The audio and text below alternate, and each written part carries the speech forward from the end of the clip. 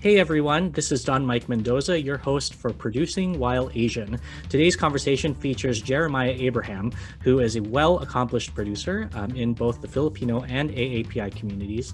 He is the founder of Tremendous Communications and also is known as a producer on the recent film Yellow Rose that features Tony Award winner and nominee Lea Salonga and Ava Noblezada.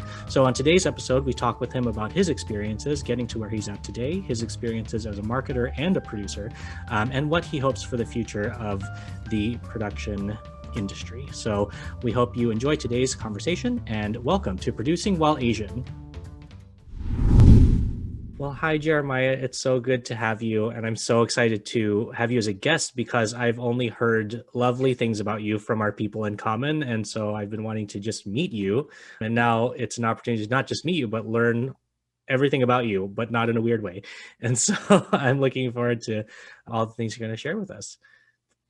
Yeah, thanks for having me. So right off the bat, I just want to, because I'm also getting to know you, tell us a little bit about kind of your history and your career path in producing and the arts, and kind of where'd you come from and how'd you get here? Well, I'm actually a marketer by trade. So it's interesting because I've been working in entertainment for over 15 years now. So going from Disney to Warner Brothers, I actually started my career at Disney, which is pretty cool, as a technical producer. So not in the normal sense of producing that we're used to at this point, but I started my career off as a coder in entertainment, which, people are actually pretty surprised about. But I'm like, well, Sure. I do have an engineering degree, which not a lot of people know. So, but yeah, I've been in entertainment for a bit, going from studio to studio. And then I actually moved to New York to be a marketing director for Condé Nast Entertainment. So all of their digital videos, working with Vogue and GQ, Vanity Fair, New Yorker, all those fun brands. So I've been watching your work essentially because I'm a faithful subscriber to GQ. And so, yeah, love it. That's awesome. Sorry to interrupt. No. I was like, that's so good. No, yeah, I mean, so some of the videos that I actually helped work on, have you seen the 73 Questions series where like they go into celebrities and they ask them? So I worked on that and a couple of other things. So it was, it's good. And, I didn't realize that a lot of marketing is actually producing. That's what I always say. Totally. Like I was surprised when I actually started being part of film production that a lot of the things that we were doing, I already knew how to do and I was good at it. And I was wondering like, well, why is this? So I realized that I actually produced a lot of commercials and a lot of digital series in the past without knowing that I was doing that because I was doing it from a marketing lens. And so when it came to actually planning out a production and being part of distribution talks and being part of raising money and all these things that enable our projects, I was already good to go without knowing that I was good to go. Right. That's awesome. Yeah. But in addition to all that, I mean, I've been working to promote visibility in Hollywood, specifically for Asian Americans. So after all the stints in studio life, I went into agency just so I can actually have the authority and the say in what is done for specific projects and what is potentially greenlit, and also be an advocate for our community, which is why I then started my company, Tremendous Communications, which is an advocate for Asian American excellence and visibility in entertainment and media. So we work with studios, we work with companies to make sure that we're represented authentically and in an accurate light, especially now more than ever, I think it's important to showcase Asian American communities and characters as more nuanced than what we're historically used to seeing Asians on Right. screen, both large and small, and how we're portrayed as people and not exoticized Right. as we have been. So Yeah. yeah, And it's it's been a everywhere. busy few years. It's Of everywhere. It's everywhere. course. Yeah, yeah. And it's so great to know that there are people like you that are out there really fighting for our representation. And I remember when the representation matters kind of hashtag and movement started, I was all about it. But then I immediately was like, wait, who else is working on this? Like who are the other people? And so it's really awesome to hear your story and how you kind of got to where you are in terms Thank you. of helping push for that. Because in my experience, like I definitely know anytime I see something that's like mildly something that's exoticizing us or offensive, you think about it and you're just like, well, who said yes to this? Like who said yes to it? And also who was not in the room to say no? And Yeah. so it's really awesome to know that that's kind of where you're at, I which is cool. mean, it's an uphill battle. It's not the Mhm. easiest thing to fight for a specific community's value. And I will say that I have been Right. in those decision-making rooms where I was the only POC in the room, and it's just a bunch of white people trying to decide the future of people Yeah. of color. And I was at that point where I was still fairly early on in my career, and so I was still trying to find my voice. But wouldn't you think that a room full of white people, or any room that's trying to decide the Yeah. fate of another community, would look across the room and ask the one person of color, hey, what do you think about Right. this? But they did Yeah. not. So Huh. yeah, I've been in That's those uncomfortable yeah. situations, and luckily I think our community's collective voice is much stronger, and I think we're tired of it, we're sick of it, and so I'm glad that everybody's a lot Absolutely. more vocal and a lot louder about this. Definitely. And I would say well, first of all, you're part of this inaugural season of producing while Asian, and it's great to have you. And basically, why we're here, why I'm doing this, is to kind of go. It's almost in line with what you're doing and what our friends are doing, which is just shouting out people that are not just Filipino like us, but like AAPI, that are Mm-hmm. doing awesome things, and showing that we're three-dimensional people that can do what white people do, and we're not just the stuff that they see in the media. And and just to hear different stories, and Yeah, not in like a preachy kind of way. Like I'm here to be like, these are people that I've met, that I work with, that are doing things that normal people do. And we're not here to like take your jobs. We're here to do things like that. And so producing while Asian is just kind of showing this industry in a different lens, because unfortunately there are people in our own industry, like were just describing, that like seem to think that we don't exist in this space in terms mm, of like the decision making. Or if they're coming up with a new project and they are casting a movie about a specific community, and then they have the sorry excuse of, well, we couldn't find anyone like that, so they use someone else. And you're like, really? yeah. So but that's why this exists. So these No, I'm conversations glad you are started it. This is, we need more of these platforms. We need more voices like you. So kudos to you for launching this, especially now, which is yes. most critical.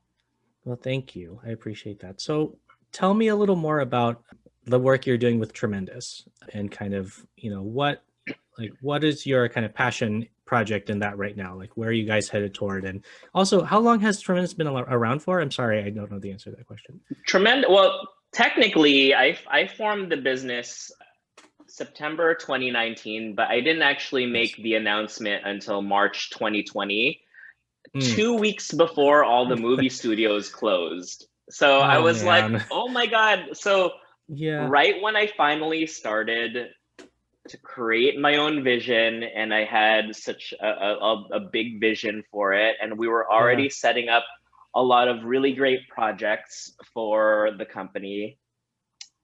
The thing that never happens happened.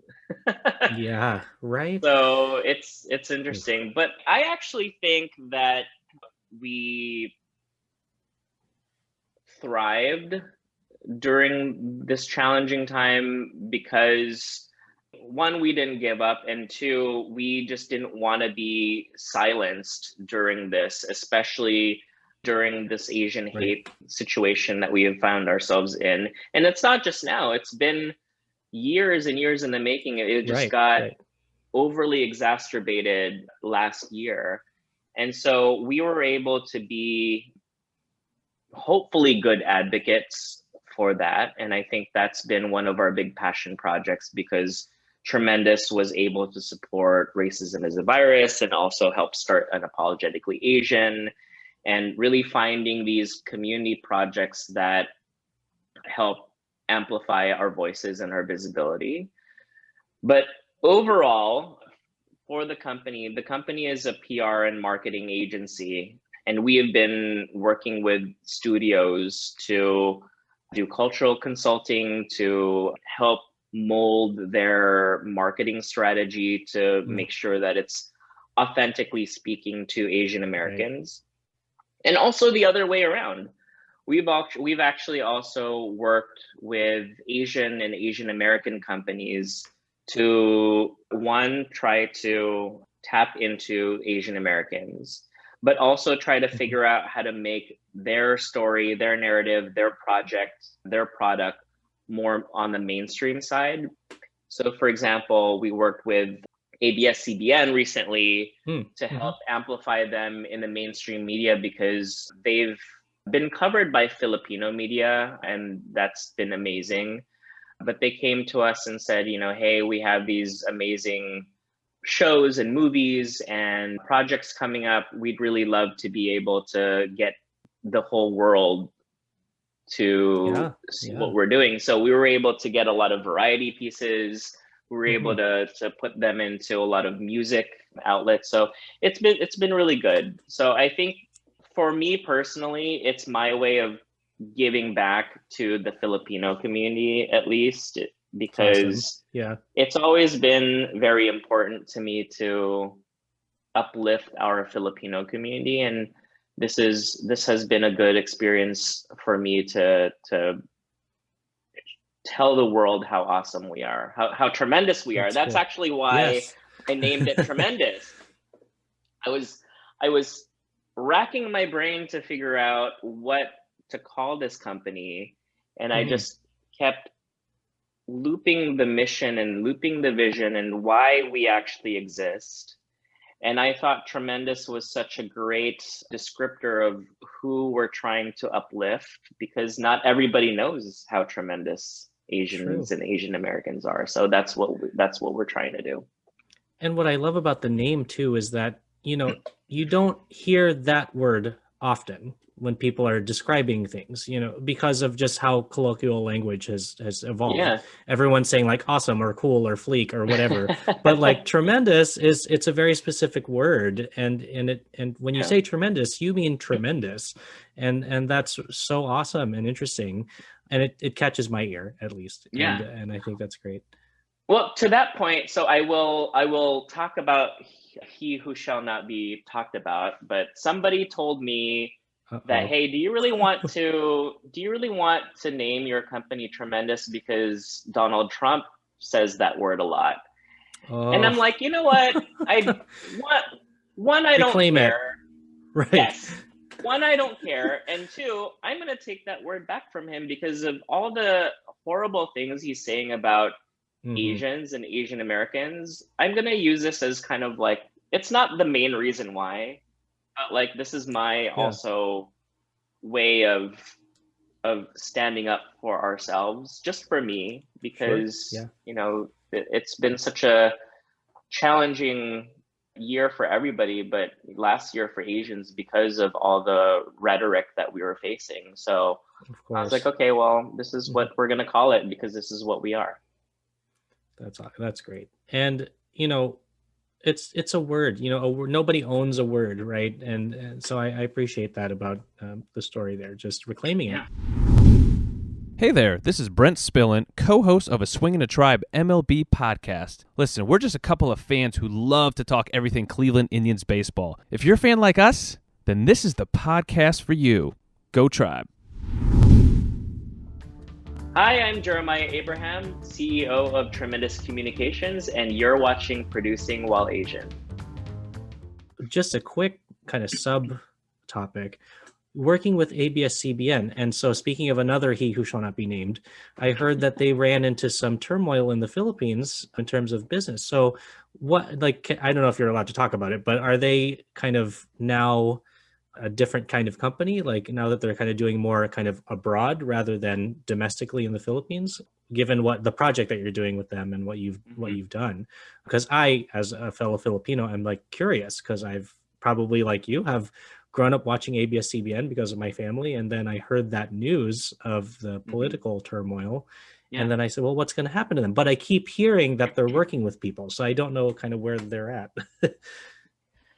Well, I'm going to comment on that as somebody who is not within the company, as somebody that obviously, is very knowledgeable in the Filipino space and for myself personally. But I think ABS-CBN has been evolving regardless of whether or not they lost their franchise. And now they're just distributing in different ways, and they're working with other media companies to still provide that content. But I think regardless of losing that franchise, they were eventually going to go digital anyway. So like now, the shows that we would watch on linear is now on digital platforms, which is where a lot of their younger audiences are.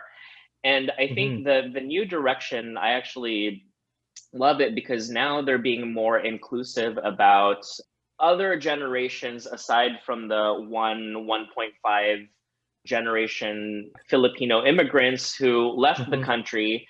And TFC started because they wanted to appeal to the Filipinos abroad who miss the Philippines, right? Yeah. So this is their way of providing home to OFWs, home to people who aren't with their families.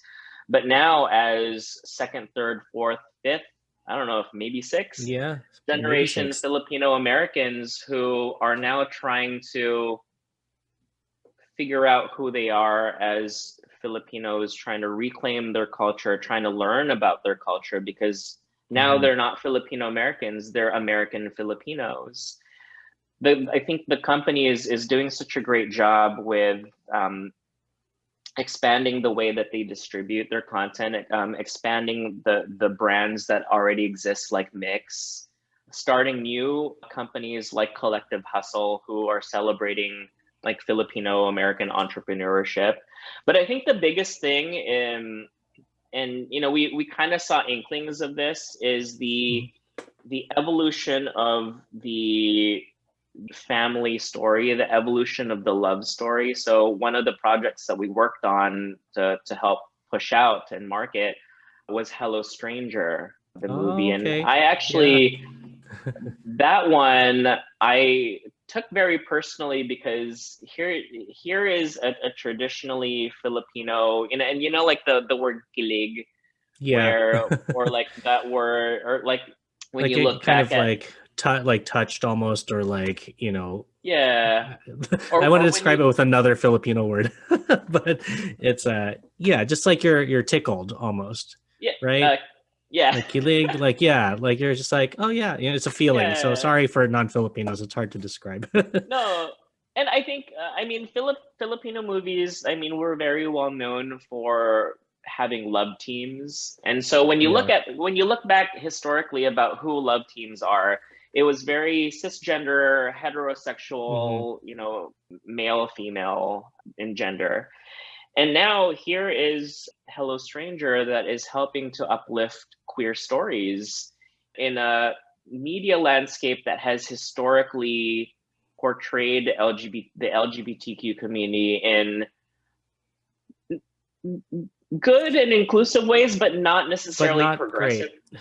Not great. exactly. Yeah. So they've been part of it, but they've been stereotyped. That's the thing. Yes, that's right. Yeah. People ask me about So it all the time because they're like, isn't the Philippines a super conservative Catholic country? I'm like, yeah, but they really like gay people.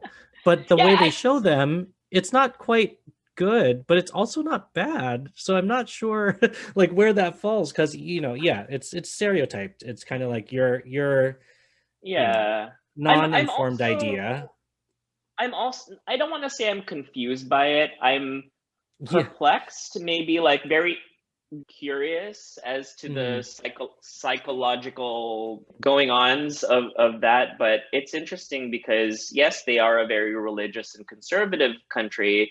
But then you find the LGBTQ community, I feel, is very expressive in the Mhm. country. And I think that they are so strong to own their identities, Yes. and you see drag queens, you see all sorts of the spectrum. Like you see trans Yeah, folks walking especially around, trans people, which is the trans folks. most Yes, yeah, yes. that's the most kind of perplexing one because I love that the trans people Mm-hmm. I'm not going to say they're safe, but they feel that they have more of a way to express themselves publicly and not feel that they have to conform almost.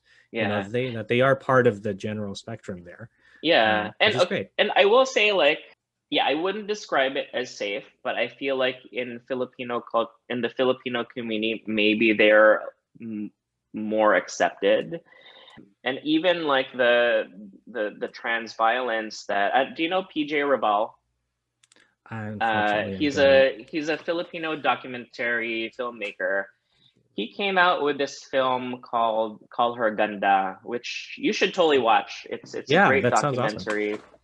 It's about a trans woman. Her name is Jennifer Laude, who was brutally murdered by an American naval officer. And so it's interesting when these things happen. It's because these people who are not part of this Right, Filipino mentality, Filipino community, they're the ones putting our community in danger, which I think is right. interesting. But in the Philippines in general, yes, I would love to understand more about what's Yeah. going on in terms of acceptance. But yes, going back, Mhm. Hello Stranger is one of the projects that we worked on with ABS-CBN that I thought was very progressive and surprising.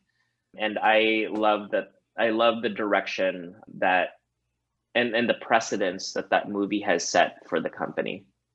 For sure. And I feel like you know, we totally like I we went off expanded on topic, your but it's okay. That's okay. original, yes, but That's fine. It's, I love when conversations just naturally take over. And yeah, this is the space to talk about it because building on top of that in terms of like new production projects that touch on not just our community, but any AAPI community. But I think specifically one other thing that I've been seeing, I was talking about it with Jeppy Pariso, and because he's putting it on his Instagram stories all the time. And there is, I guess, a series of, they're called Boy Love series. And there's yes. all of these kind of YouTube dramas that are coming out that are specifically about gay men in the Filipino culture. And so I Mhm. think that's really great because you don't usually see the gay character in in the bigger body of a Filipino movie, or you see the gay character in a TV show as like the side person. But it's Mhm. incredible to see many series that are focusing on two men and that situation within our Mhm. culture. So I think I your project agree. is kind of helping make that possible, right? So, I agree. but that's cool. And, and hopefully this also opens up the doors to more realistic Hmm. LGBTQ experience in Philippine cinema. Because I mean, I will say that some of these stories, and this goes with the whole Kilig Hmm. kind of Like heartwarming, yeah. movie, whatever. Like, it's not completely realistic, but that's not what Sure. it's meant to be. It's meant for you to have warm fuzzies. Right. But And that's movies, hopefully, right? So that's movies. But yeah, hopefully, there will be more that help portray a more realistic experience for that community in the Philippines. So, absolutely. So with Tremendous and kind of your work in producing, one thing that I've learned, because I studied like journalism and theater in undergrad, and then I ended up working in PR and marketing because of just the time of my graduation where nobody was hiring in broadcasting. And so I then studied officially strategic comm to kind of get that experience, to kind of like what you were saying about you, where like I wanted the authority to say like, okay, well, I now not just have worked there, but I've also studied it. And so I find that with production and marketing go hand in hand, like especially touching on what you said at the top of the hour, where you're like, yeah, it's, you were working in marketing and then you realize like, oh, I'm actually being a producer, for lack of a better word. And so I want to talk about your experience coming into the Yellow Rose team and that movie. And so before we even talk about that, based on the stories you've told, the one question I'm asking every guest, and the answer is always different because, there's no one definition of a producer. And so what I ask everybody is, on a scale of 1 to I am a hardcore only producer person, where do you sit? And your answer can be anything, because a music producer is very different from a film producer, is very different from a financial producer, versus like a marketing producer of commercials. So where do you feel you sit in that spectrum? And there's no wrong answer in this. I'm just gonna go right in the middle and say 5, just because I think I'm touching a bunch of different things. So I'm doing the marketing strategy for these films, but also I'm part of the distribution strategy. I'm part of working with the studios to make sure that the film is presented in the best possible light. I'm part of doing the photo shoot for our theatrical posters and all these things. So I mean, I don't think anyone's fully a 10. I agree. But I'm even though I've been working on these films and I have all this experience, I'm still learning. I'm still trying to figure out my role. And I think, I'm in development for a couple of other films, and I'm still trying to figure out, as is the rest of the team and the teams that I have worked on, how all this is going, because these situations are all very different. I mean, there's producing an indie film, and then there's producing an indie film that gets acquired by a movie or a studio, and then there's producing a studio film. And it's like, okay, well, yeah. And that's just film, right? Like then you look at the other parts of entertainment, and it's a lot. It's all different. So I don't even want to think about producing TV. Like, I feel like that's hard. Yeah, and like producing music, like you're actually, not only are you talking about money, you're also like in the studio, like pressing buttons and things and producing the sound. And I'm like, that's a lot of pressure. That's a lot. I cannot be a music producer. Like, I feel like my ear is so like my taste in music is not the best. That's fair. I was not very good at music theory, so I'm right there with you. Like I'm a theater actor that can sing and pick up a tune, but if you tell me to break down the beats in a measure or whatever, I'm just like, you lost me. I'm a feeler. So I'm actually so now actually I'm learning how to be a theater producer, because I'm on the producing team for a production of Gentleman's Guide to Love and Murder. Oh, nice. Yeah. And so I'm totally learning a whole new landscape of producing. But like, obviously, like the skill sets are similar, but like I didn't know what a general manager does. Like, what is that? Like, or I didn't know. Yeah, like, there's so many other jobs that you're like, that's not on the other side. That's interesting, Yeah. So that makes a lot of sense. And theater producing, it's funny because that's kind of the world that I live in. And it's like, there's a lot of emotions. Like there's a lot of emotions because everybody's a theater person, or a majority of the people on the team are theater people. And we like love our feelings. And so our feelings end up like in meetings and like, it's very passionate, I guess is what I'm trying to say. And it's great, but it's also tiring sometimes. And it's not like you can like keep watching it and then make edits. Right. You can't be because like, do this scene 8 times and everyone's like, because it's what? live, and I'm like, Right. what do you do when that happens? Like, I don't Hmm. know. So I'm learning that part of it now, which it's I think it's a lot more stressful, honestly. It is, So because it's almost like all consuming, because you're the last thing I helped produce, and it wasn't even a full musical, it was a reading of this new show called Musical Therapy. I feel like I was up till like 3 in the morning, like handling things every day, the mhm. week and the week of, the week before and the week leading up to the reading. And so, yeah, it's a lot. If you have a chance, I suggest, if you haven't already, look up the Commercial Theater Institute in New York. Mhm. I did their program in 2019. Yeah, 2019. They give you a really deep dive into producing commercial theater, like from off Broadway to Broadway level. And I Okay. learned a lot. I learned a whole lot. And they have a really awesome alumni network. So you would be great to add to that list. So if you have time, they have like a 14-week program, but then they also have like someone like me. I'm like, I don't have 14 weeks. So they have like a 3-day, like all the things blow out your mind weekend that you can do, which is great because it's condensed. But so Okay, you speaking know of, what? If yeah. your advice right now leads to a Tony, I will shout your name out. There are plenty of Tony winners that have gone through CTI, man. Like when I went there, the musical that was big that year was Be More Chill. And so Mm, a lot of the production team were alumni of CTI, and so they brought in literally the whole team to come and talk to us about like their experience and what they did and how they got to their like kind of viral sensation musical. And while it did only result in one Tony, it was still a Tony. They still got one, only one. Oh my even God, though how they dare had, you? like 1 Might trillion as well not nominations. have done it. I was actually really surprised that year that, I was like on the bandwagon. I was like, be more chill is it. They're gonna knock it out of the park like the whole time. But I'm glad they got one. That's great. For the Dennis Maniloff Show, I'll tap into my 40-plus years of following Cleveland sports and 30-plus years of writing and talking about them, so as to bring you informed opinions and analysis of your favorite players and teams. I also will monitor the national sports scene and, when warranted, step out of the toy department and into the real world.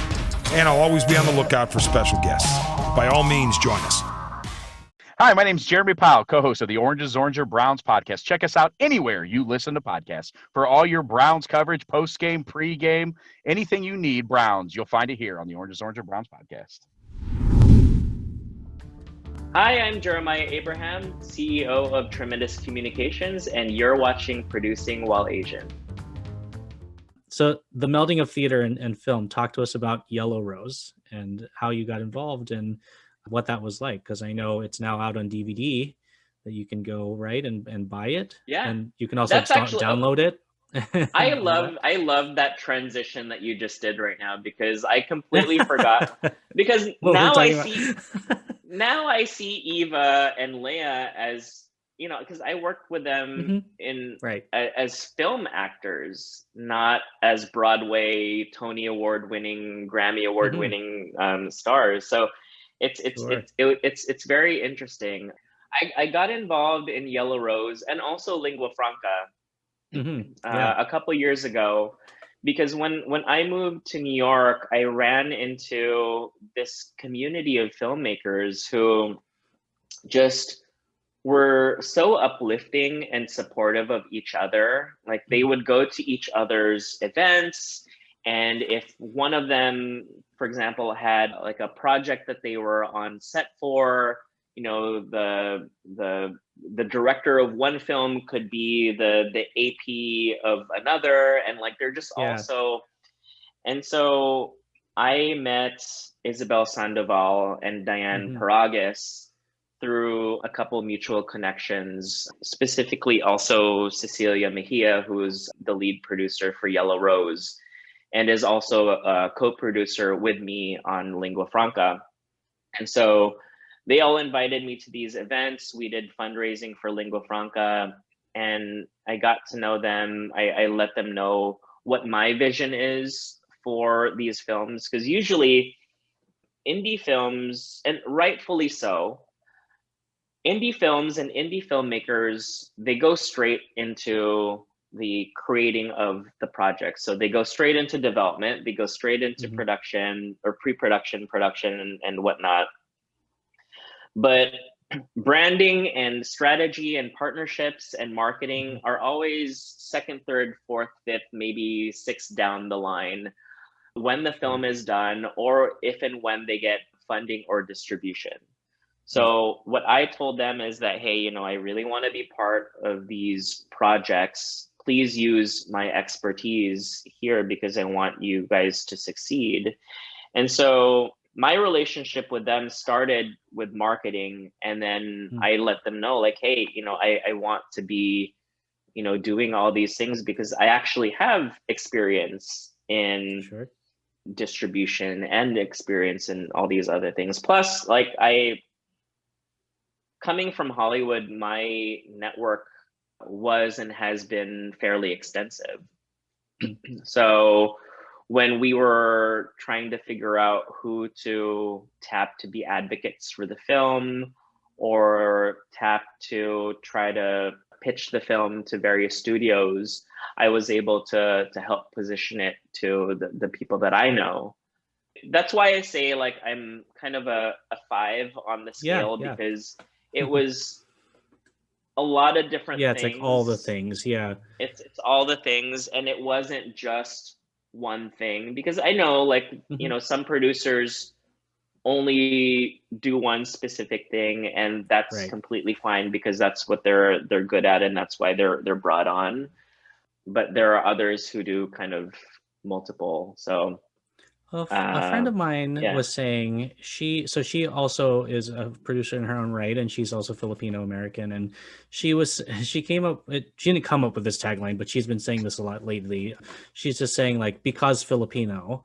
And so what she's noticing is, like, people that are in the producing world or the entertainment world that happen to be Filipino, there's always like 3 or 4 hats that they're wearing. And that's really anybody in the arts. But like when you talk about our culture, we're always doing 5 or 6 things. We're always handling 6 or 7 different tasks. And we get that from our parents who, you know, were the immigrants who were doing all the things as well. And so, you know, every time she meets somebody new on this project we're working on, this person's like, yeah, I'm here to talk about, you know, helping with branding. But, you know, in my other world, I also PA on shows. I also am writing a play and things like that. And so she's like, man, like, because Filipino, you're always doing 5 things. So that's why 5, you know, that's awesome. That makes sense. You know, if you're touching many things, you know, it's not a surprise. Like, it's just part of our, you know, who we are.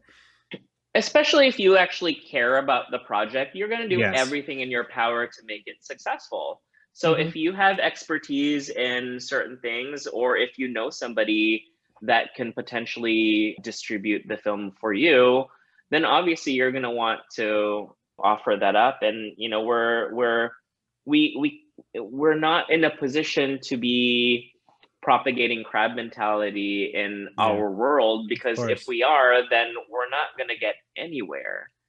So I completely agree with you. I'm going to totally steal because Filipino because now. Filipino, right. I told her we should make t-shirts like because Filipino. So kasi Pinoy, like, kasi Pinoy, right? Pinoy kasi. Yes, that's right.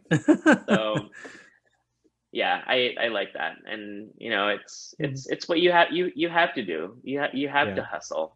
I mean, it was everybody on the team that hustled, including the filmmaker, including Diane Paragas, who was not just the director, she's also the writer, and she's also the producer, and she also wrote some of the songs that are in the film. So awesome.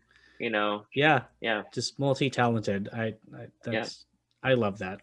So given your focus on really elevating AAPI Filipino stories and voices and people, give us a little background on how you helped start Unapologetically Asian, and how your time working on Racism is a Virus, kind of, you know, where you're at now with that, now that you're a year in with that, you know, how has it shifted and evolved since the idea came to life, and kind of what's the future of those? Yeah, so last year I really wanted to do something about Asian hate and all the stereotypes and all the violence that our community was facing, all the discrimination and xenophobia. So, and this was peak COVID. This was like March/April, where we were all trying to struggle and figure out what the heck we were gonna do with our lives now that we can't do anything. And when we all learned what Zoom was at that point. And so I started seeing these posts. I actually saw Telly Leung. He posted a sign that says #racism is a virus, and then he wrote about it. And so I was like, what is this? Like, I want to use my skill sets to help amplify this because this is amazing. And so I texted him and I was like, hey, can you actually introduce me to the person that started this? Because this is amazing. So he introduced me to Diane Phelan, who's also a Broadway star / advocate for our community. And so we became good friends. And, you know, I was helping to support Racism is a Virus. And Diane and I were actually talking about how the narrative right now and the mentality right now is so negative. It's so it's a big bummer, obviously, because when you're talking about racism, it can't be happy. Right. So we decided, well, what if we actually created this thing that celebrates Asian excellence and also helps remind people that they are powerful. And so the term unapologetic came about because we thought that that was a good descriptor of what we need right now, is that we're trying to remind ourselves that we can't be, there's a Filipino word for it called mahinhin. Do you know what that means? So a lot of times we have this like Asian humbleness that is ingrained in us, but we decided, well, it's not the time to be humble. It's the time to be loud and unapologetic and proud of who you are. So by the time Asian American Pacific History Month last year came about, we started a campaign where we asked a lot of our Asian celebrity friends to do videos for us. We're able to get Lana Condor, Yoshi Sudarso. We even got Angina from RuPaul's Drag Race to participate. And it was just a whole month of being unapologetic, and it just grew from there. And I'm so proud of Diane and the team. I'm not as active anymore. I do my best to contribute, but I have to focus on Tremendous. But where I can, so we're still doing a bunch of campaigns and uplifting, especially now where we're trying to help change the perception of Asian Americans. And, you know, we're all vaccinated, so we're out there at rallies, making sure that we're part of the numbers. So it's been such an amazing experience so far. And it was actually pretty cool because last year, along with other organizations like Hate is a Virus and Be Cool to Asians and all those other similar entities, we all came together and supported each other. And, you know, we were part of panels. We're actually quoted in the New York Times whenever they were writing about Asian hate and Asian xenophobia. So hopefully we actually did make some sort of impact. Tremendous right now, I'll insert this. Tremendous, you know, we're doing what we can, leveraging our connections with entertainment and celebrities and trying to amplify their voices. So for example, we worked with Simu Liu and Charles Melton to get their op-ed pieces published in Variety. And so they were able to share their stories in Variety, and hopefully that helped make an impact in people's lives, or at least remind them that they are strong and that we are not going to take this violence toward our community any longer. So yeah, that's what that was, and that's what it continues to be.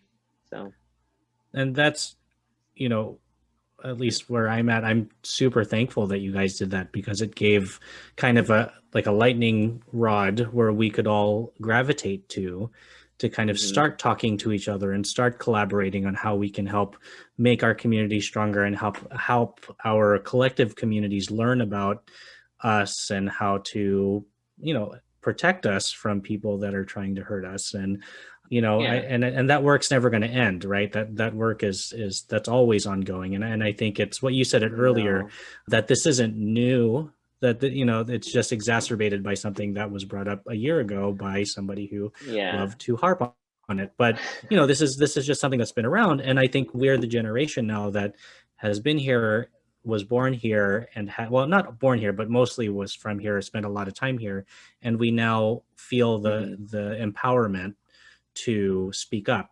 And it's unapologetically Asian, and racism is a virus, and all of the other places that help give us that platform and that voice. So it's really cool to see the evolution of both of those organizations, because I was very excited to get involved last year through Justine Morale, who pulled me in. And so, but yeah, it's awesome. So tell our audience, how can they reach out to any of your organizations? How can they keep in touch, or if they're looking to collaborate with Tremendous or just you individually, where can they find you? All over social. So I'm on Instagram and Twitter at Jer Abraham, JERABRAHAM. Tremendous is at tremendous_com, COMM. Unapologetically Asian. That's a little trickier. So it's unapologetically Asian _ on Instagram and unapologetically AZN on Twitter. It's very 90s, right. AZN pride. I think I got that correctly. AZN, and then racism is a virus. Yeah, racism is a virus on Instagram and Twitter. Oh, don't worry. AZN's not dead. Producing While Asian, our Twitter is also, it's like producing WHLAZN, because it's just character limit and just all the things. So I mean, I grew up in the 90s, so we had AZN pride, right. It's nice. It's a nice throwback. So yeah, but overall, just to close it out, I do want to say, and I'm sure you hear this a lot, and I'm just adding to the chorus, just what you're doing is incredible. And the fact that you're also a fellow Filipino makes me super proud of you, even though this is the first time I'm meeting you. I'm just that's so amazing. And Producing While Asian is here to support. So whatever we can do to assist in any projects you have coming up, and also just me personally or my own production company, Latino Productions, we're here to help. So please don't be a stranger. I hope to have you back again in the future. And I know I'll be reaching out to several of the people that you mentioned as well to interview them in their own right too. So I think what's great about this podcast is that it really is one big AAPI family. Everybody is connected to each other somehow, whether it's through a project or family or growing up together, things like that. And I've been seeing that in all of these conversations I'm having, is that everybody is at least 1 or 2 degrees away from each other, because they'll mention somebody else that I've already planned on interviewing.